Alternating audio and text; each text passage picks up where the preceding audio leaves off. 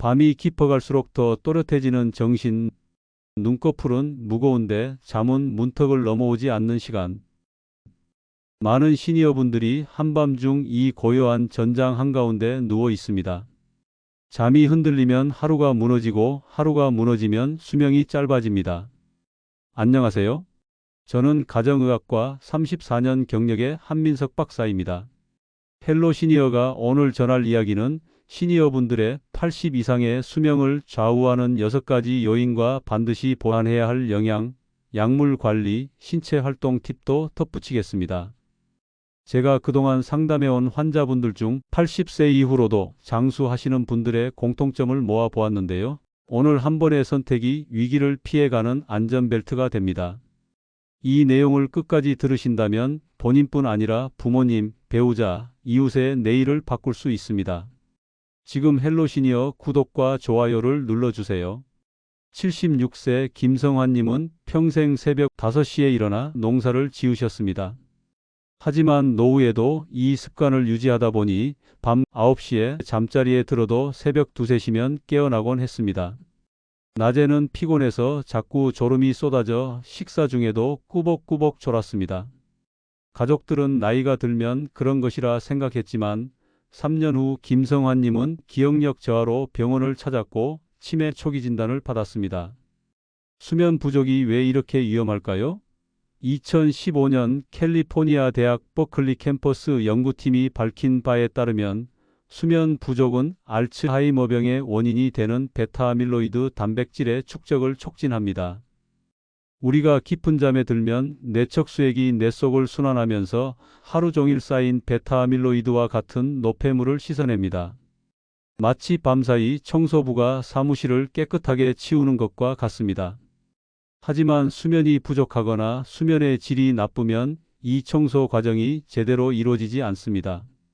실제로 스웨덴 웁살라 대학 연구팀이 건강한 22세 남성 15명을 대상으로 한 연구에서 놀라운 결과가 나왔습니다.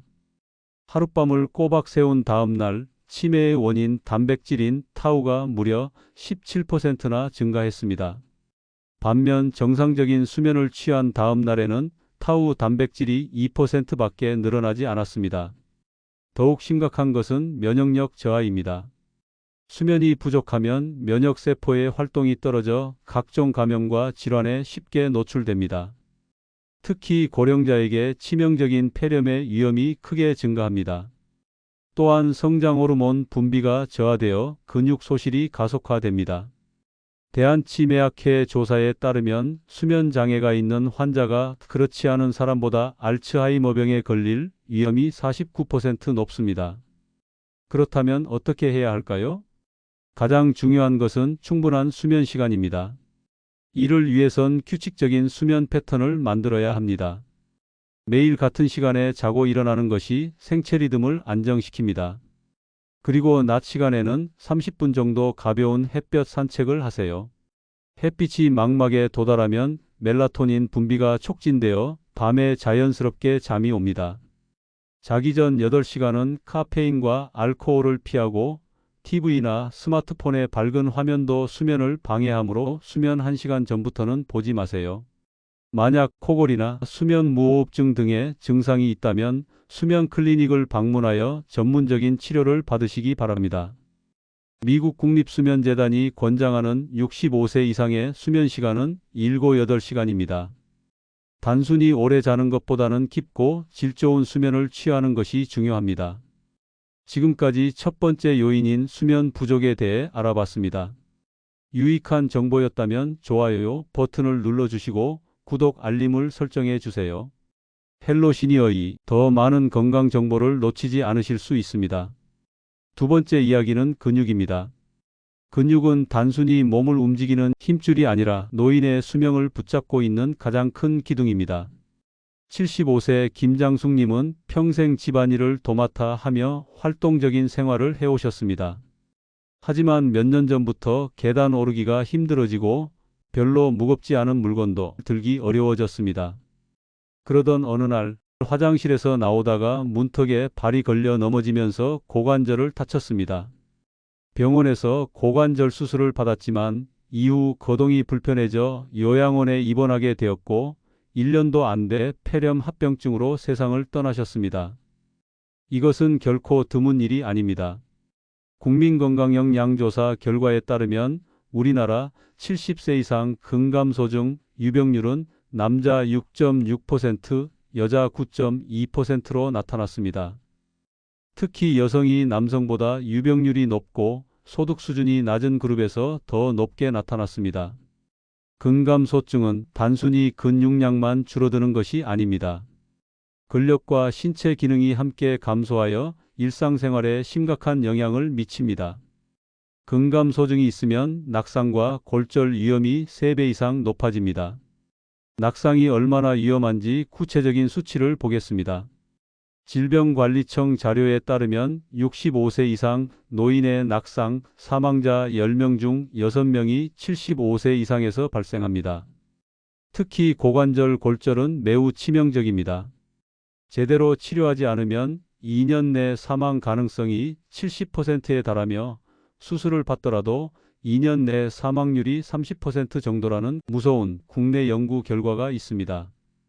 미국 질병통제예방센터 자료에 따르면 65세 이상 성인의 4명 중 1명이 매년 낙상을 경험하고 낙상의 약 20%가 고관절 골절을 유발합니다. 고관절이 골절되면 걷기는커녕 서 있기조차 어려워집니다. 더욱 안타까운 것은 한번 넘어진 사람은 다시 넘어질 가능성이 높다는 것입니다. 넘어진 후에는 신체 기능이 저하되고 넘어질까봐 하는 두려움 때문에 활동량이 줄어들게 됩니다. 이렇게 되면 관절이 경직되고 근육이 더 약해져 낙상 위험이 더욱 증가하는 악순환이 반복됩니다. 그렇다면 어떻게 예방할 수 있을까요? 첫째, 충분한 단백질 섭취가 중요합니다. 체중 1kg당 1.2g이 단백질을 섭취해야 합니다. 70kg의 성인이라면 하루 80g이 단백질이 필요합니다. 계란, 생선, 콩류를 골고루 섭취하세요. 둘째, 가벼운 근력 운동을 주 3회 이상 하세요. 무리한 운동은 오히려 부상 위험을 높입니다. 의자를 뒤에서 잡고 앉았다 일어서기, 누워서 다리 들기, 물병을 이용한 근력 운동부터 시작하는 것이 좋습니다. 셋째, 낙상 예방을 위한 환경 개선이 필요합니다. 화장실과 계단에 미끄럼 방지 매트를 설치하고 집안 조명을 충분히 밝게 하세요. 전기료 나간다고 조명을 어둡게 하는 건 마음까지 어둡게 만드는 것입니다. 넷째, 꾸준함입니다. 근육은 한번 잃으면 회복이 쉽지 않지만 아주 천천히라도 쌓을 수는 있습니다. 매일 조금씩 걷고 앉았다 일어나고 계단을 오르는 습관이 쌓이면 근육은 아직 쓰이는 몸이라는 신호를 받습니다. 근육은 젊음의 상징이지만 시니어에겐 생명줄입니다. 여러분도 오늘 하루 의자에서 10번만 앉았다 일어나는 훈련을 시작해 보십시오. 작지만 확실한 변화가 1년 뒤 여러분의 독립성을 지켜줄 것입니다. 헬로 시니어 구독과 좋아요 눌러주시면 더 많은 어르신들이 건강을 지킬 작은 비밀을 나눌 수 있습니다. 세 번째 요인은 만성질환입니다. 고혈압, 당뇨, 고지혈증은 대개 특별한 증상을 내지 않고 오랫동안 숨어 있습니다. 그래서 사람들은 나는 멀쩡하다고 말하곤 하지만 그 사이 혈관은 서서히 막히고 장기는 조용히 손상됩니다. 이른바 조용한 살인자라는 이름이 괜히 붙은 게 아닙니다. 78세 윤경희님은 평생 병원에 잘 가지 않았습니다. 내가 아픈 데도 없는데 괜히 병원 가서 검사할 필요 있나 하셨죠. 하지만 어느 날 저녁 갑자기 어지럼증이 심해져 쓰러지셨고 응급실에 실려갔습니다. 검사 결과 뇌혈관이 좁아져 뇌경색이 온 것이었습니다. 혈압은 170을 넘었고 혈당도 정상보다 훨씬 높았습니다. 윤경희님은 후회했습니다. 나는 건강하다 믿었는데 그게 아니었네요. 조용히 병이 쌓이고 있었어요. 질병관리청 자료에 따르면 65세 이상 노인의 30.1%가 당뇨병을 앓고 있습니다. 문제는 이러한 만성질환들이 서로 연결되어 있다는 것입니다. 고혈압, 당뇨, 고지혈증은 심장내혈관 질환의 3대 위험인자입니다. 이들이 관리되지 않으면 심근경색, 뇌졸중, 심부전 등으로 발전하여 급사할 수도 있습니다. 특히 심장내혈관 질환은 우리나라 주요 사망원인 10개 중 4개를 차지합니다. 심장질환이 2위, 뇌혈관 질환이 5위, 당뇨병이 8위, 고혈압성 질환이 9위를 기록하고 있습니다. 더욱 심각한 것은 만성 질환이 누적되면 인지기능 저하와 우울증도 가속화된다는 점입니다. 실제로 당뇨병이 있는 노인은 근감소증이 생길 가능성이 훨씬 높고 이는 다시 낙상 위험을 증가시키는 악순환을 만듭니다. 2021년 기준으로 고혈압 진료 환자는 716만 명, 당뇨병 진료 환자는 356만 명에 달하며 진료비는 각각 4조 3천억 원, 3조 2천억 원으로 10년간 2조 원가량씩 증가했습니다. 극복 방법은 단순합니다. 첫째, 정기검진입니다. 80세 전후라면 1년에 2번 이상은 혈압, 혈당, 콜레스테롤 검사를 받아야 합니다. 수치가 조용히 오르더라도 조기에 잡으면 큰 병으로 발전하지 않습니다. 둘째, 약물 복용을 소홀히 하지 않아야 합니다. 약은 독이다라는 오해 때문에 약을 줄이거나 끊는 분들이 있는데 이는 오히려 큰 합병증으로 이어질 수 있습니다. 의사가 처방한 약은 꾸준히 정확한 시간에 복용하는 것이 안전합니다. 셋째, 식습관입니다. 배달 음식과 가공식품과 길거리 음식을 멀리해야 하고 저염식을 피해야 합니다. 저염식에 대해 알고 싶으신 분은 오른쪽 영상을 참고해 주세요. 더보기란에도 올려놓겠습니다. 대신 제철 채소와 통곡물, 견과류가 좋습니다. 단백질은 앞서 말씀드렸듯 근육을 위해서도 꼭 필요합니다. 윤경희 님도 병원 퇴원 후 가장 먼저 식탁을 바꿨습니다.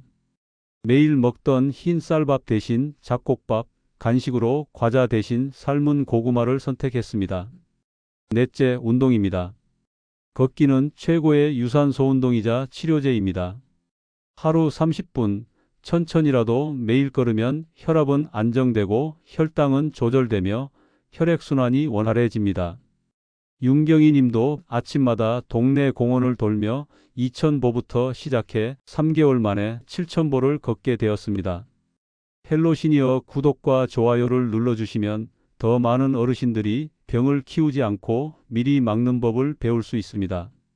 네 번째 요인은 외로움과 고립입니다. 많은 분들이 외로움이 무슨 병이냐, 그냥 마음 문제 아냐? 라고 하시지만 의학적으로는 그렇지 않습니다. 외로움은 치매와 우울증, 심장질환까지 불러오는 강력한 위험 요인입니다. 77세 최순자님은 남편을 먼저 떠나보내고 6년째 홀로 살았습니다. 처음엔 괜찮다 하셨지만 시간이 갈수록 대화할 사람이 없다는 게 크게 다가왔습니다. 아침에 눈을 떠도 이야기할 사람이 없고 저녁에 식탁에 앉아도 음식이 즐겁지 않았습니다. 점차 잠이 줄고 혈압은 오르고 몸무게는 급격히 줄었습니다. 병원에선 우울증 진단을 받았고 심장 박동도 불규칙하다는 결과가 나왔습니다. 최순자님은 말했습니다. 몸이 아픈 게 아니라 마음이 텅 비어 있었어요. 그런데 마음이 비니 몸도 따라 무너졌어요. 외로움은 단순히 기분을 해치는 게 아니라 생명을 단축시킵니다. 미국 국립보건원 연구에 따르면 고립된 노인은 그렇지 않은 노인에 비해 사망 위험이 30% 이상 높았습니다. 사회적 연결이 끊기면 뇌는 더 빠르게 위축되고 우울감은 치매의 문을 열어젖힙니다. 외로움과 사회적 고립은 이제 새로운 전염병이라고 불릴 정도로 심각한 문제가 되었습니다. 국내 연구에 따르면 노인의 사회적 고립감은 우울증, 불안, 자살 충동, 인지 기능 저하 및 치매 등 정신 건강에 직접적인 영향을 미치는 것으로 나타났습니다. 미국 연구에서는 외로움을 느끼는 것이 하루에 15개비의 담배를 피우는 것과 비슷한 수준의 조기 사망률을 보인다고 보고했습니다. 고독감은 스트레스 호르몬인 코르티솔의 분비를 증가시켜 심혈관계에 부담을 줍니다.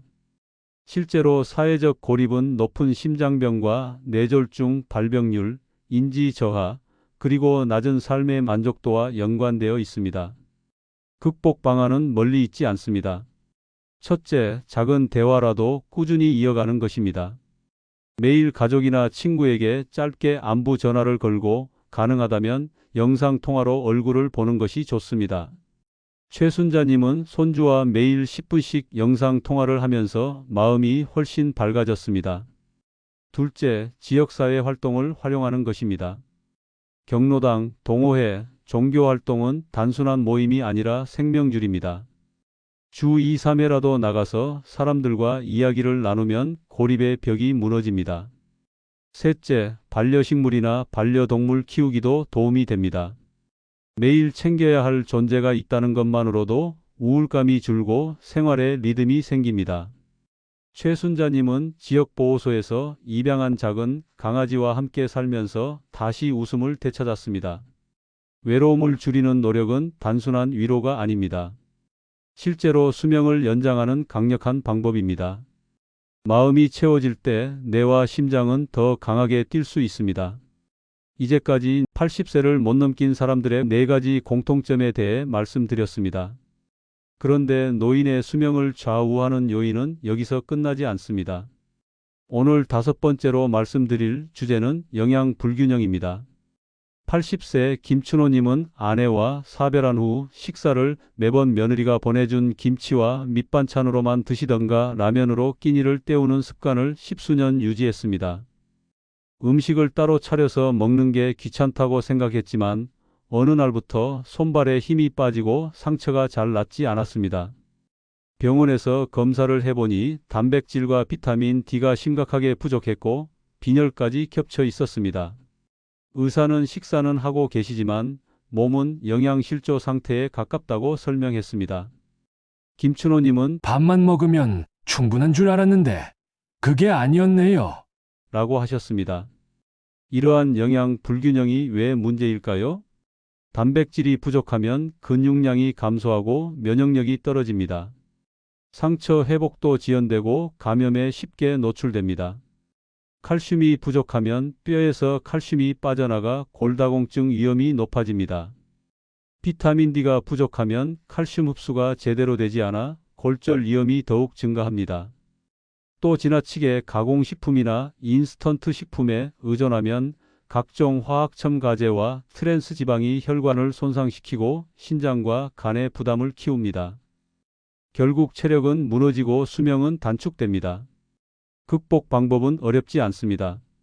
첫째, 매 끼니 단백질을 꼭 포함시키는 것입니다. 달걀 1개, 생선 1토막, 우유나 두유 1잔을 매일 챙기면 충분합니다. 둘째, 제철 채소와 과일을 다양하게 섭취해 비타민과 미네랄을 보충해야 합니다. 셋째, 햇볕을 쬐어 비타민 D 합성을 돕고 필요시 보충제를 복용하는 것도 좋습니다. 김춘호님은 식단을 바꾼 뒤 2달 만에 기력이 돌아왔고 손주와 함께 공원을 산책할 수 있을 정도로 회복했습니다. 6번째 요인은 약물 오남용입니다. 77세 이정우님은 고혈압과 관절염 때문에 각각 다른 병원에서 약을 처방받았습니다. 거기에 건강보조제까지 더해 하루에 10알이 넘는 알약을 드셨습니다.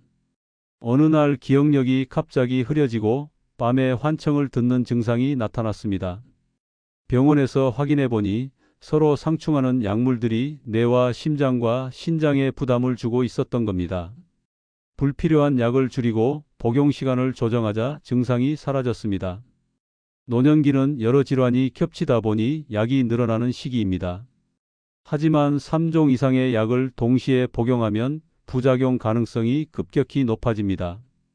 혼돈, 기억력 저하, 어지럼증 같은 부작용은 치매나 낙상으로 이어질 수 있습니다. 간과 신장도 약물의 과부하가 걸려 회복력이 떨어집니다. 해결 방법은 단순합니다. 정기적으로 복용 약물을 검토하고 같은 성분이 중복되지 않았는지 확인하는 것입니다. 특히 건강보조제는 약과 충돌할 수 있으니 반드시 의사에게 알리고 조정해야 합니다. 약은 독이 될 수도 있지만 제대로 관리하면 생명을 지키는 안전망입니다. 이제까지 6가지 요인을 하나씩 짚어보았습니다. 수면 부족, 근육 감소, 만성질환 방치, 외로움과 고립, 영양 불균형, 약물 오남용, 이 요소들은 따로따로 존재하는 것 같지만 사실은 서로 깊게 연결되어 있습니다. 예를 들어 수면이 부족하면 다음날 운동할 힘이 없어집니다. 운동이 줄면 근육이 빠지고 근육이 줄면 낙상 위험이 높아집니다. 낙상으로 병원에 누워 있으면 만성 질환은 더 악화되고 사회적 고립은 심해집니다. 결국 외로움은 면역력을 약화시키고 우울증을 부릅니다. 반대로 작은 긍정적인 변화 하나가 연쇄적으로 좋은 결과를 만들기도 합니다. 76세 한재호님의 이야기를 들어보겠습니다. 몇 해 전 한재호님은 당뇨와 고혈압을 앓고 있었지만 약을 제때 챙겨 먹지 않았습니다. 밤마다 늦게까지 TV를 보며 과자를 먹는 습관이 있었고 아침에는 늘 피곤했습니다. 동네 모임도 끊고 집에만 있다 보니 체중은 줄었지만 근육은 빠지고 사람 만나는 일이 없어 우울감이 커졌습니다. 그러던 중 건강검진에서 의사가 이대로 가면 큰 병으로 이어질 수 있다고 경고했습니다. 그날 이후 한재호님은 작은 목표를 세웠습니다. 매일 같은 시간에 일어나 아침 햇빛을 쬐는 것, 아침마다 삶은 달걀 하나와 두부를 챙기는 것, 저녁에는 TV 대신 공원 산책을 하는 것이었습니다. 처음에는 힘들었지만 일주일을 넘기자 잠이 조금 더 깊어졌습니다. 한 달 뒤 혈당 수치가 내려가고 3달 뒤에는 친구들과 다시 모임에 나갈 수 있을 만큼 기운이 회복되었습니다. 내가 살려는 마음을 먹으니 몸이 따라오더라는 그의 말은 우리가 실천해야 할 길을 잘 보여줍니다. 그렇다면 일상에서 어떻게 이 원칙들을 적용할 수 있을까요? 우선 수면을 위해서는 기상시간을 정해놓고 아침 햇살을 반드시 맞는 것이 첫걸음입니다. 근육을 위해서는 의자에서 하루 10번만 앉았다 일어나는 연습을 해 보십시오. 만성질환은 반드시 정기검진으로 관리해야 하고 약은 의사가 처방한 대로 지켜야 합니다. 외로움을 줄이려면 오늘 당장 친구나 가족에게 안부 전화를 걸어보세요. 식탁에는 단백질과 채소를 꼭 올리고 하루 30분 걷기를 생활 속에 넣으십시오. 이처럼 복잡해 보이는 건강관리도 작은 행동으로 시작할 수 있습니다. 중요한 것은 꾸준함입니다. 몸은 하루아침에 무너지지 않듯 하루아침에 회복되기도 어렵습니다. 그러나 매일 같은 습관이 쌓이면 분명히 더 강한 몸과 마음을 되찾을 수 있습니다. 헬로 시니어는 여러분께 이렇게 말씀드리고 싶습니다. 80세 이후의 수명은 의학만으로 결정되지 않습니다. 생활 속의 작은 선택, 매일의 꾸준한 습관이 여러분의 미래를 만듭니다. 이 영상이 도움이 되셨다면 구독과 좋아요를 눌러주시고 주변의 가족과 친구들에게도 공유해 주십시오. 여러분의 한 번의 공유가 누군가의 생명을 지킬 수 있습니다. 시청해 주셔서 감사합니다.